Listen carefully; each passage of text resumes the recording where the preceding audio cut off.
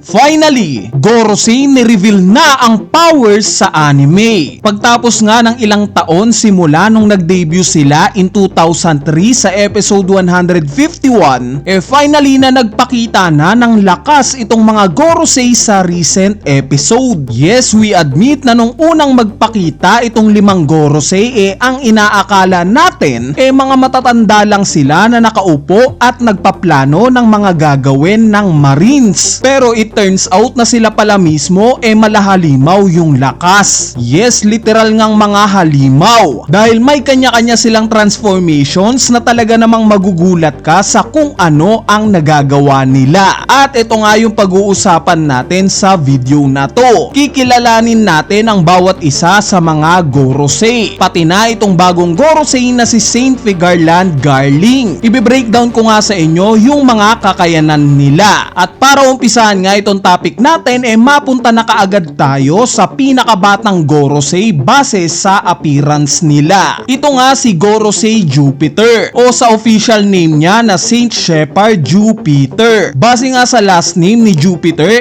ang known relatives niya sa hanay ng world government itong si Saint Shepard Summers. During nga sa recent episode ng anime itong si Jupiter ang pinaka pinagtatawanan sa lahat ng mga Gorosei. Since yung transformation nga niya mahalin tulad daw sa isang alam nyo na. Itong transformation nga ni Gorosei Jupiter very similar sa isang sandworm. Ang kakayanan naman nitong transformation niya gaya sa isang literal na sandworm nagagawa nitong lumubog sa lupa at lumabas kung kailan man niya gustuhin. May malaki nga rin tong bunganga na kayang humigop ng napakalakas. Fun fact nga itong transformation lang ni Jupiter sa lahat ng mga Gorosei ang hindi nakabase sa isang Japanese mythological creature.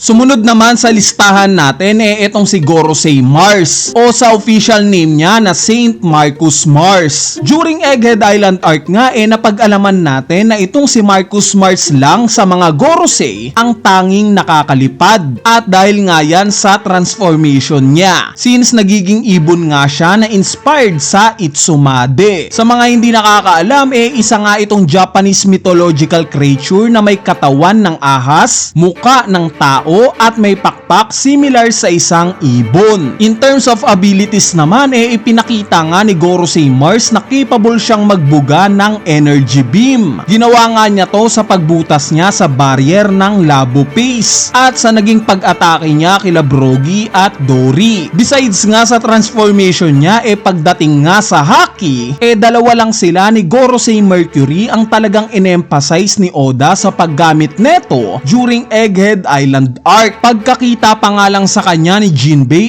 ito na kaagad ang napansin niya. Malakas daw yung haki netong si Gorosei Mars. Even nung time na nakapasok na siya sa punk records in-emphasize rin itong malakas niyang haki. Bali speaking of Gorosei Mercury siya nga ang isusunod natin. Ang official name nga niya Saint Topman Warcury. Base nga sa performance ng mga Gorosei sa Egghead Island arc para sa akin nga masasabi kong itong si Mercury ang MVP sa mga Gorosei. Sa mga nakalimutan na kaya ngang mag-transform ni Gorosei Mercury into Hoki. Isa nga itong giant boar na merong 4 na matutulis ng ngipin. Pero sa transformation nga nitong si Gorosei Mercury kaya niyang mapalitan itong matutulis niyang pangil into giant blades. Ginamit nga niya ito sa paglaban niya kila Brogy at Dory. Bukod pa dyan kaya ring makapag-create ng malakas na roar na itong si Gorosei Mercury na may kasamang malakas na Conqueror's Haki. In terms of defense naman hindi rin papahuli itong si Gorosei Mercury dahil kaya nga na itong patigasin ng sobrang tigas itong katawan niya. Ultimo si Luffy nga nung inatake si Mercury siya pa mismo ang nasaktan.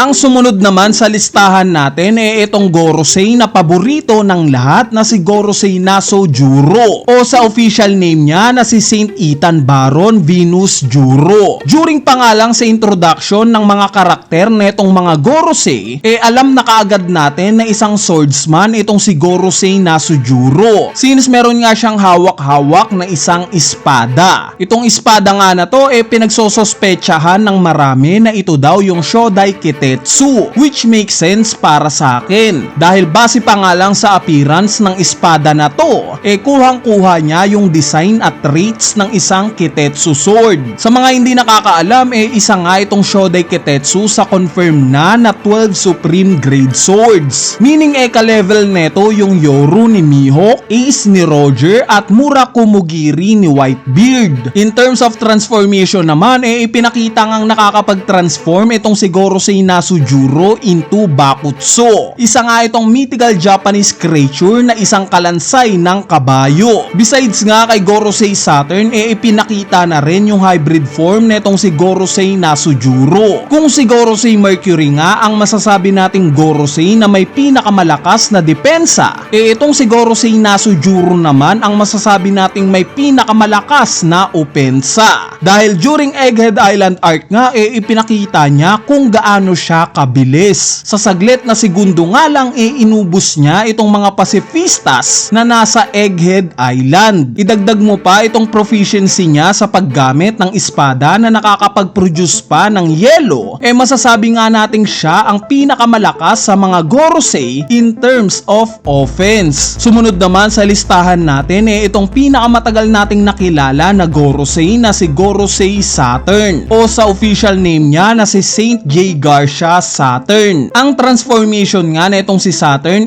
base sa Japanese folklore na Oshi Oni. Isa nga itong creature na may katawan ng gagamba at may ulo ng isang toro. Evident naman yan sa itsura ni Gorosei Saturn. In terms of battle nga heavily related sa mga poison itong mga atake ni Saturn, gaya ng pag-i-spit niya ng venom orbs, paglalagay niya ng venom sa mga galamay niya at kung ano-ano pa. Sa kasamaang palad nga lang dahil sa hindi niya napagtagumpayan yung misyon na ibinigay sa kanya ni Im-sama, binawi nga neto yung lakas na ipinagkaloob niya kay Saturn. Kaya naman sa huli ipinakita ngang namatay na itong si Gorosei Saturn.